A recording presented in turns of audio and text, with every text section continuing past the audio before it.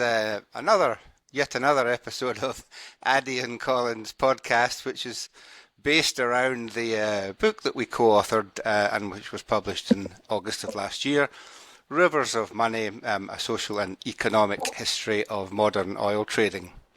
Perhaps not one for Waterstone's window, but one for the discerning reader for sure. And it's had very good reviews, I may say. So we are delighted, and I'm particularly delighted today because we have Liz Bossley as our guest to talk to us. So Liz and I are very old pals because we went back all the way to Glasgow University together.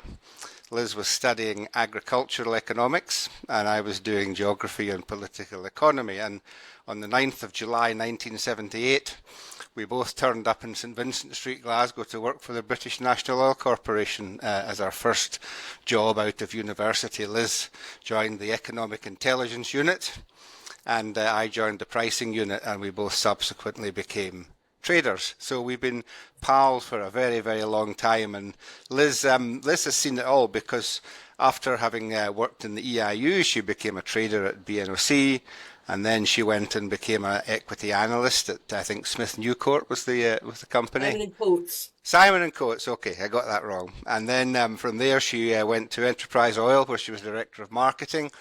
And from there to founding a consultancy, CEAG, with her late partner, John Walmsley. And she's still working under the banner of CEAG very hard indeed. So Liz, welcome. Thank you for joining us. Pleasure.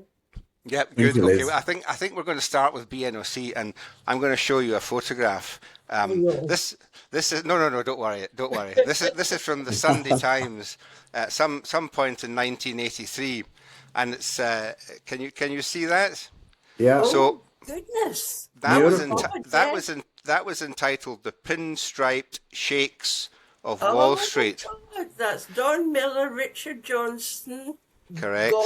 Ian Goskirk, and Ken Vaughan. Ken Vaughan. It was right. So that's something, a rave from the grave, isn't it? Well, I think for the viewers, you have to say first of all who they were. Okay. So you've got from this side, Ian Goskirk, who was the boss, ex-Shell, dapper little Cumbrian gentleman. And then next to him was the bouncer, Ken Vaughan, the enforcer, who was co-head of trading.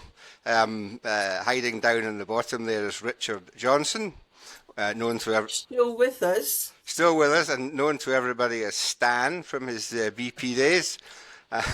Or with you, Liz, of course, Dick and Betty from Sales. Sales, yeah. There you go. And up top, that did that, yeah.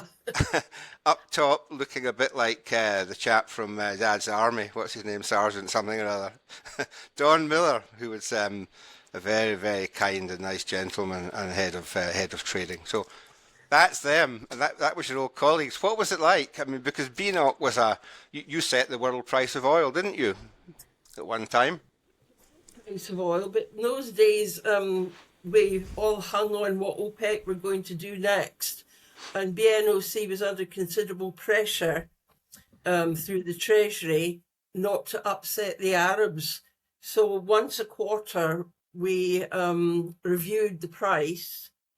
And that was the price at which we purchased oil from the producers in the UK sector of the North Sea.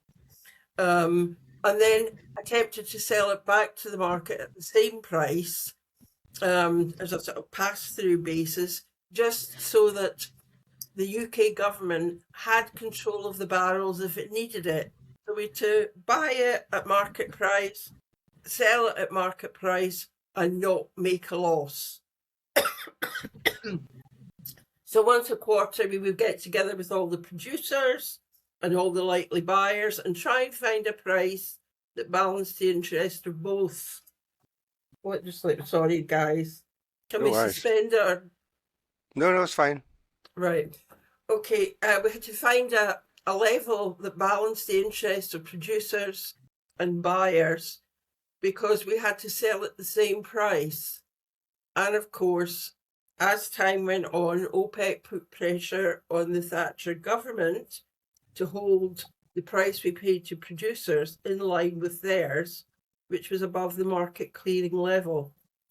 So inevitably we started to make losses. We were set up to make losses. And Mrs. Thatcher said, oh, another loss-making state enterprise, let's wind it up. And that was that. But they were interesting times. We used to have meetings on a quarterly basis with Statoil, who were then the state oil company doing exactly the same job as we did for the Norwegian sector. And we tried to keep in step with them and, reach this market clearing price level. It was a huge quantity of oil we were trading, and it became more and more difficult as political intervention in the price level made our job impossible. But boy, was it fun. Yeah, well, it's interesting you say you're set up to make losses because indeed I think that's very much the case. In hindsight, it's crazy to think that a company had all this oil but no storage and no refining and no downstream marketing. And I have this view that actually it was BP, backstairs BP, with all their contacts in the civil service and the DFN, etc., who managed to effectively cause BNOC not to have that particular escape route, and they frustrated BNOC in becoming an integrated company in the way that Statoil, in fact, of course, were, and unfortunately, there was the demise in 1985. You then moved on, didn't you, to the equity? You became a city scribbler. Can I just step in for 1 second? Sure, of course. Sorry, it's just for the younger viewers, obviously, who may not be familiar with the time. We're talking about the sort of mid-80s, right? Also, I think it's very important to put in a perspective. Mid-80s was a time when there was a huge, massive oversupply of oil, a massive collapse in demand. So suddenly we have a situation where a bunch of producers are struggling to sell oil, netback pricing, and so on. So we have a falling market, and BNOC just found itself in the middle of all this chaos, right? Absolutely. Well, and your main buyers were majors, right? As well. That would be my second. Majors and trading companies. Initially, we were only allowed to sell under term contracts to companies who were considered to be real oil companies, and traders were somewhat frowned upon. We got considerably less fastidious as the market for oil at our prices dried up. We started dealing with, on a spot basis, with a lot of the trading companies who actually were quite reliable in their picking up. We never once got reneged on. We never once got a non-payment of a bill. So the trading companies kept BNOC going for longer than it otherwise would have existed if we were only allowed to continue to deal with real oil companies. Yeah. I mean, the legacy of BNOC, in my view, is that you had this surplus. It then enabled oil to be freely available on the marketplace and to be traded, and it caused and developed the beginning of the Brent market and the beginning of spot market trading on a big, in a big way. The BNOC surplus, I think, was important in creating markets. I just wanted to throw in just one idea, which I think is kind of very, very important, is that this whole idea of having this surplus and control was never exercised, right? And at the end of the day, it was really meaningless anyway. It was just a pass-through thing where the government, at the end of the day, having a meaningless control of oil, actually ended up losing a lot of taxpayers' money. It was set up that way, as you rightly said. I agree with that. Yeah. But you had some great people working with you, and you're great fun, Liz, right? Oh yes, we had great fun. We had Ian Jones. Yeah, oh gosh, yes. Don't mention the King of Norway. Alan Melville. Yes. Good fun. Peter Horn. Paul Haynes. Peter Heath. We We had tremendous fun. Don Jameson, Yes, yes, who yes, did in-house magazine. At the yes. time, Dallas was a big Yes. thing, and he did an in-house magazine called Malice, which was that was Don.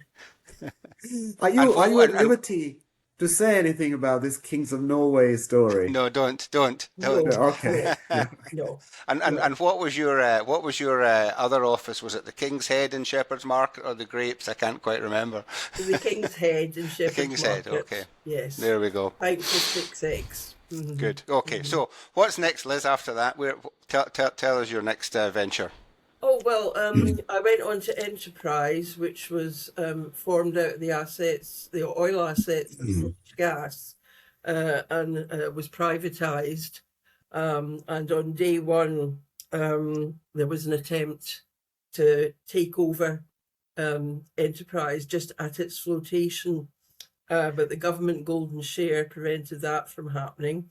I was employee number 42 at Enterprise Oil, Life, the Universe and everything, and built it up from me and a jotter and a pencil into an 18-strong team.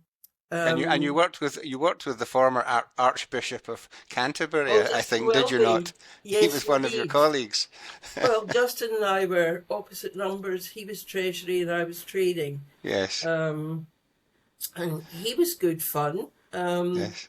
I mean, we didn't Interesting. see eye Okay. to eye in a lot of things, particularly religion. Forget that Yeah. was right out. That was off the table. We couldn't discuss that. But no, he was a tough cookie actually. And when we were doing fundraisings for acquisitions, he was a bit of a Rottweiler.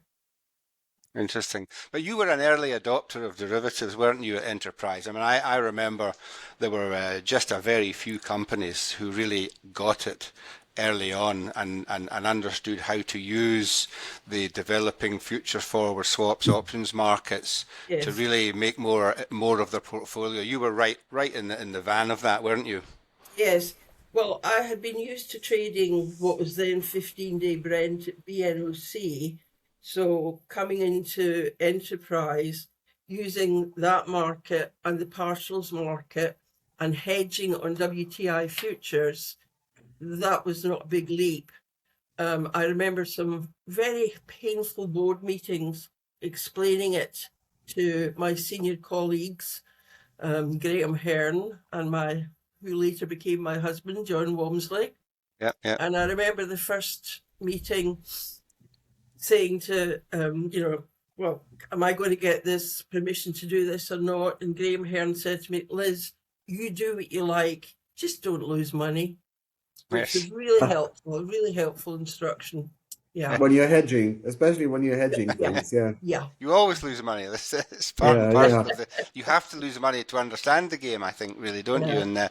And really, as you once said to me, you were talking about options, and you realised why options cost so much to buy because one time you sold one, right?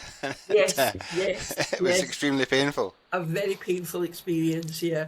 But until you've been staring down the barrel of a huge loss, and live to come out the other side, you really don't get the trading No, game. no, Absolutely. I still no. remember, Liz, your Friday quizzes. Because we were a big Oh, customer yes. of yours. I was at Texaco and we were a big customer of yours for Ecofisk and Beryl.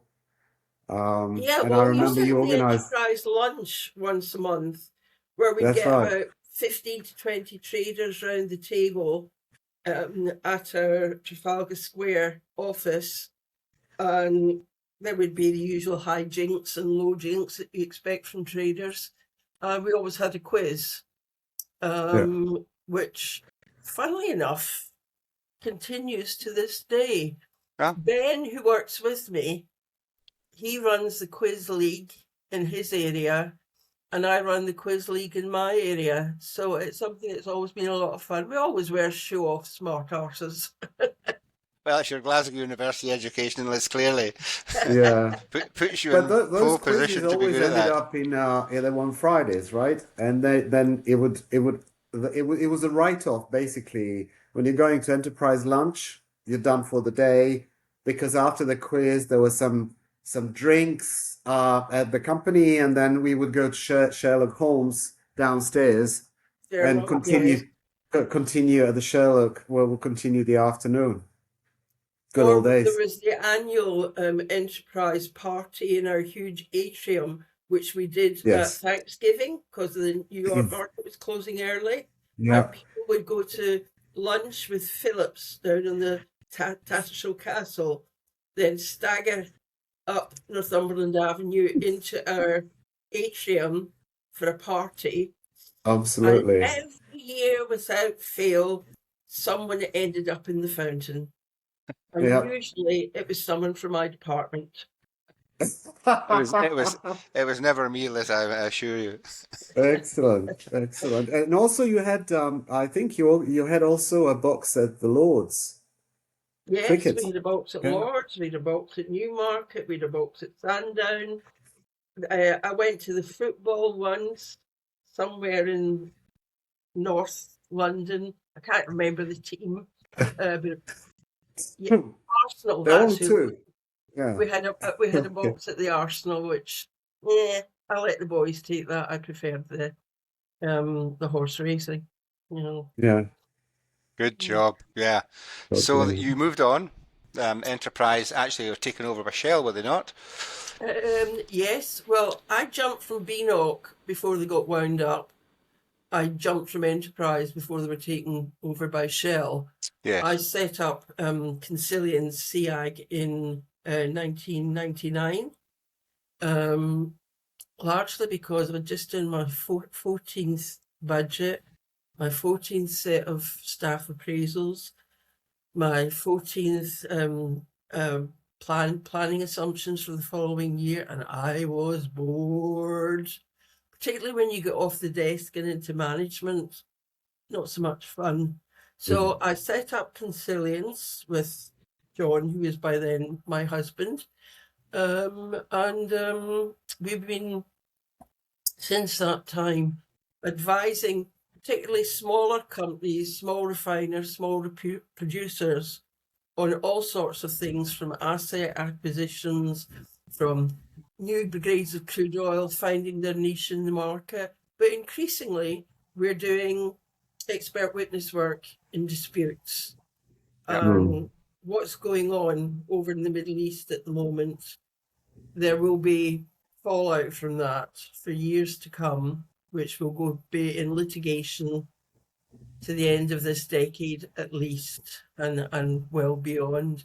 And that's quite interesting, actually, because those disputes force us to crystallize the differences between prices as they were back then and prices as they are now. Usually when we get into court,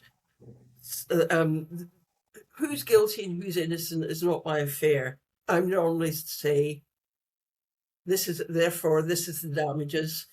And it's usually the difference between the contract price and the market price at the time. That's one of the big tests of damages.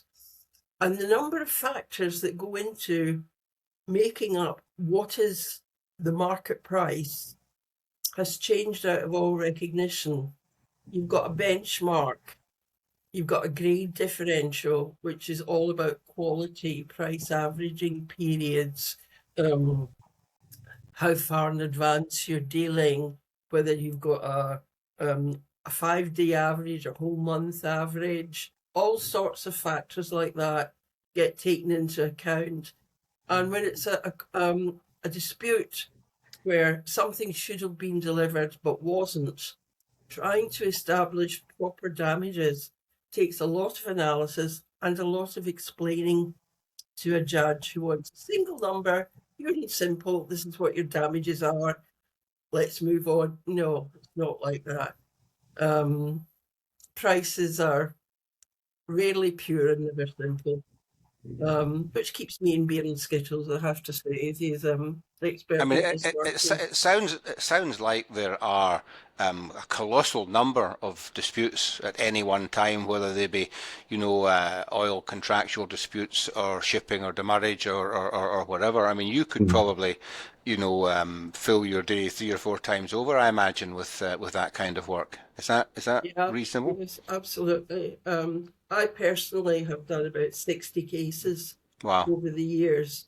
Not all of them have gone the distance, some of them have settled out of court, but yeah, they're really interesting because the ones that go wrong, the deals that go wrong, are much more educational than the deals that go right.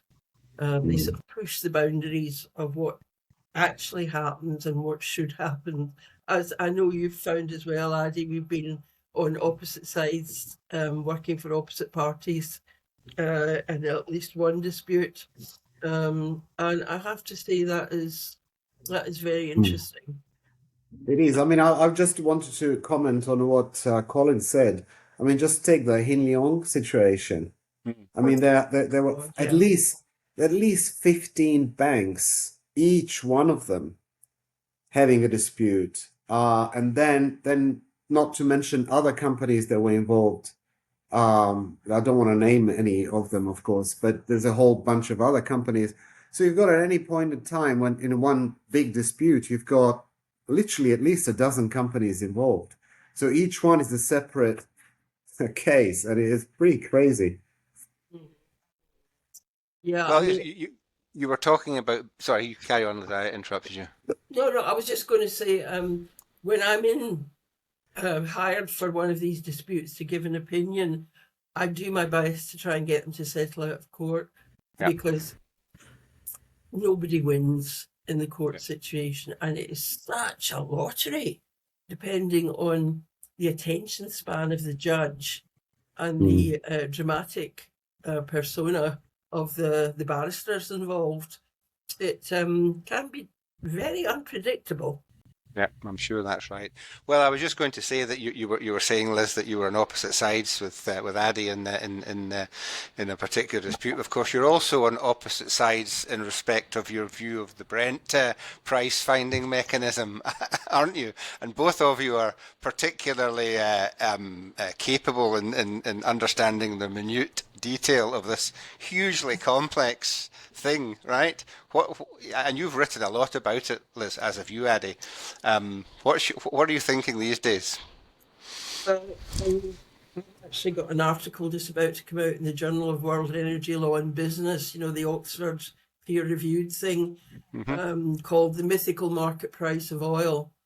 And it goes into considerable detail of not only the Brent basket, but also the Middle East basket as well, and goes into all the components of that.